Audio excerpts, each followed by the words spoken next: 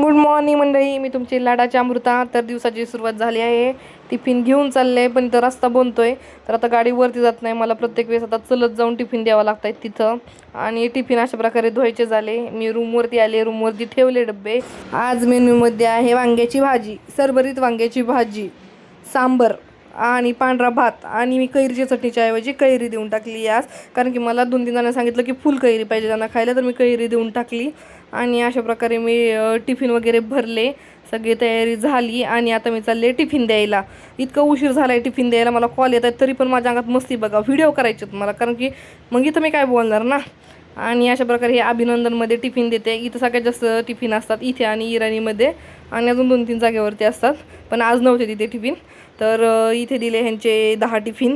आणि त्यानंतर हा जो मुलगा दिसतो नाही कन्हैया, याच्यामुळे एक दिवशी मी गाडीहून पडणार आहे नाही का. सतत कॉल करून मला म्हणतो की लवकर या लवकर या लवकर या. आणि तसंही मी सतत गाडीहून पडतच राहते, पण एवढ्यात तरी ह्या महिन्यात तरी अजून पडलं नाही आहे. तर अशा प्रकारे आपण सगळीकडे टिफिन देतोय. पण माझ्या प्रत्येक वेळेस टिफिन द्यायचं लक्षात येत नाही की व्हिडिओ करायचा म्हणून, पण ज्यावेळेस लक्षात येतं तर मी टिफिन देते.